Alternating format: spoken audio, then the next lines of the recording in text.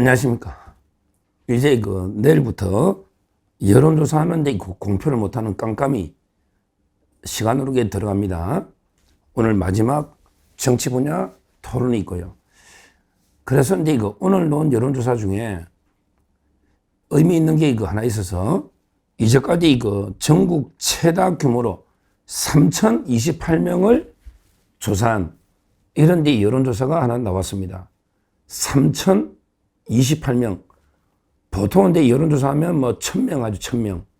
근데 보통보다 표본이 3배 이상 많기 때문에 아주 의미가 있다. 이렇게 보고요. 그리고 의뢰한 데가 한국 모든 지방신문협회, 한신협, 한국 지방신문협회, 우리 언론마다 지방에 수백 개 언론이 있잖아요. 한신협에서 의뢰했고, 그 다음에 여론조사 기관도 에이스 리서치는 아주 중립적이고, 제가 가장 신뢰하는 여론조사 기관 중에 하나입니다. 왜냐하면 이게 에이스 리서치, 국민 리서치, 거기 조재목 선배가 매일 컨설팅 자료라든지 여러 자료를 종합해서 일주일 단위로 종합 정리해서 저한테 또 주고요. 아주 중도적으로 가장 공정하게 하는 조사입니다. 그래서 소개를 하는 거예요. 오늘 실제 깜깜이 직전에 오늘 놓은 여론조사고, 그 다음에 가장 많은 3,028명의 표본을 가지고 조사를 했고, 그 다음에 여론조사 기관도 좌파처럼 갤럽이나 리얼미터 이런 게 아니고 상당히 워낙 좌파들이 많으니까 공정한 여론조사 기관 중도적인, 그래서 소개를 합니다. 이재명은 아직도 좀 차이가 나요. 이재명은 46.5, 그 다음에 김문수는 40.4, 아직도 6.1, 6% 차이가 납니다. 그 다음에 이준석이는 10.3.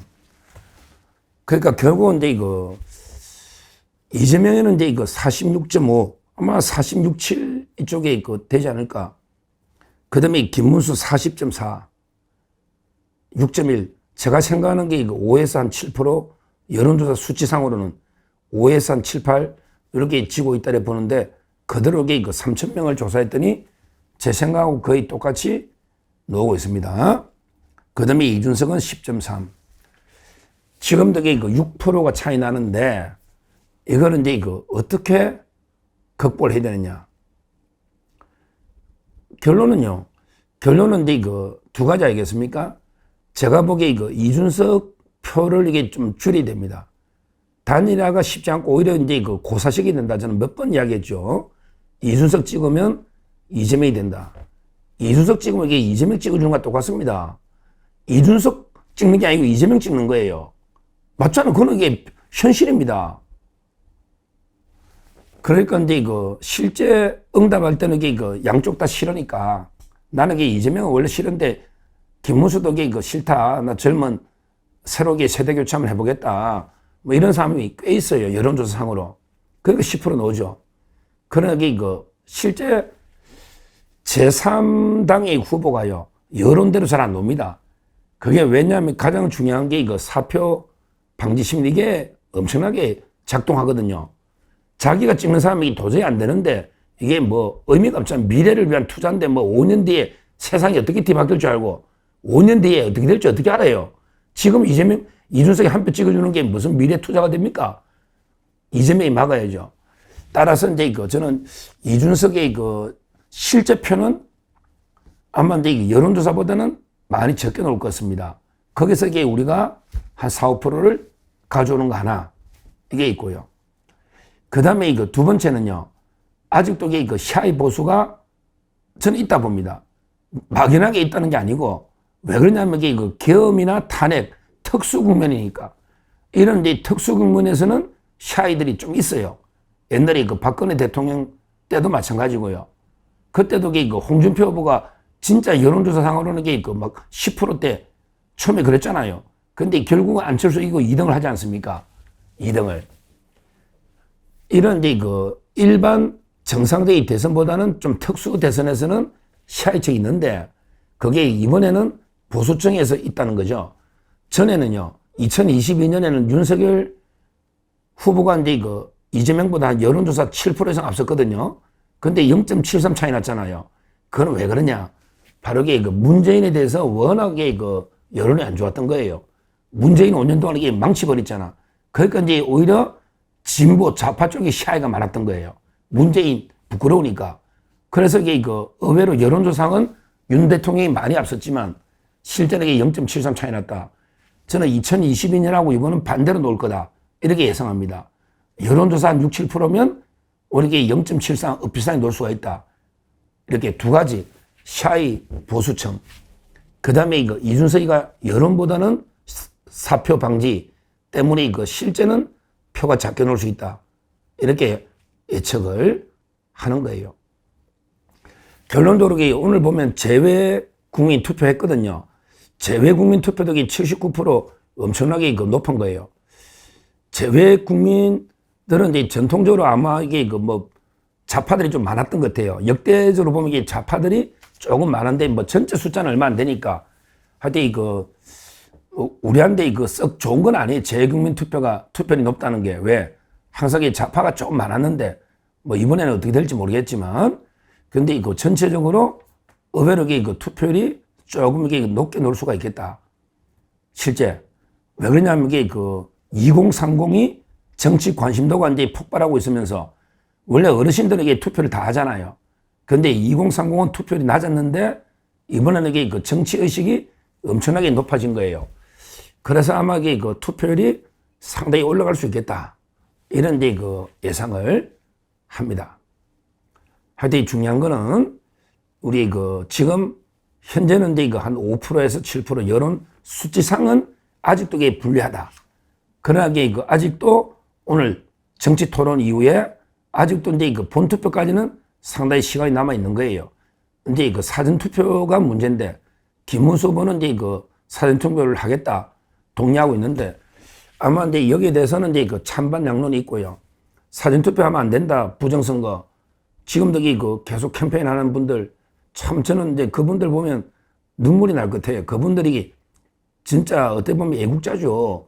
그분들이 그 반대한다 해서 자기한테 10원 하나 이익이 생기는 게 있습니까? 오로지 부정선거를 막아야 되겠다는 신념 하나로 나라 위해서 뛰고 있는 이런 분들이거든요. 이분들 보면 정말 가슴이 미어질 정도로 저는 또 존경하고 애국자다 이렇게 평가합니다. 또 한편 생각해 보면요. 현실은 우리가 사전투표를 없애서야 되지만 현실적으로 없애지 못했잖아요. 그런데서 사전투표를 또 포기하면 저들은 3일 동안 투표하는데 우리는 하루 만에 해가 이긴데 이것도 현실적으로 쉽지 않거든요. 그러니까 이제 김문수 후보도 고심 끝에 우리가 책임지고 부정선거를 막아낼 테니까 부정선거를 막아낼 테니까 믿고 해라. 투표를 해야 되니까 이렇게 또 호소를 하고 있는데 그것도 이해가 되고요. 저는 양쪽 주장이 다 옳다 이렇게 평가를 합니다. 물론 이제 저는 이제까지 몇십 년 동안 사전투표 해본 적이 한 번도 없어요. 왜? 우리 동사무소는 멀리 있고요. 항상 본투표는 제가 도성초등학교 맞은편이 딱 횡단보도 건너막이 제 집이기 때문에 제 개나리 아파트가 따라서 저는 이제까지 몇십 년 동안 본투표만 했는데 이제 사전투표도 철저하게 부정을 막겠다 하고 있고요. 제한대 어떤 분이 제안을 보내줬는데 이분이 우리 백현동 대장동 성남의 유명한 공무원입니다. 정인도 나오고 진짜 올바른 훌륭한 공무원인데 뭐라 하냐면 사전투표지를 좀 손으로 좀 구긴 당이지. 구긴 다음에 표를 찍고 다시 또 구겨서 통에 넣으면요. 이게 전자 분류로 안 되는가 봐. 그러면 수개표로 가야 되니까. 그러면 아예 통째 부정하기는 어렵다. 이런 글을 저한테 보내주신 분도 있고요. 하여튼 이제는 철저하게 아마 감시는 할 거고요. 따라서 이제 김문수 후보가 또 호소하니까 그걸 우리가 또 비판할 수도 없고 하여튼 판단은 각자가 알아서 하시면 되겠습니다. 중요한 거는 이제 투표장에 특히 우리 우파가 투표장에만 저는 가면 이제 이재명이 찍을 수 없잖아요. 그렇게 이준석이 안 찍게 되거든요. 그러니까 투표장까지만 가도록 우리는 캠페인을 하면 저는 이길 수 있다 봅니다. 결국 관건은 투표율이에요. 왜 그러냐면 오늘 이낙연 총리하고도 하나가 돼서 단일화가 됐지만 공동 정부 개헌. 근데 이낙연 총리도 이야기했지만 투표장 가면요. 제일 이게 돼서는 안 될 놈 최악이 떠오릅니다. 최악이. 그러면 우리가 중도나 우파 쪽이 투표만으로 가면요. 가장 떠오르는 게 최악. 이재명이 막아야 된다. 이게 제일 먼저 떠오르는 거예요.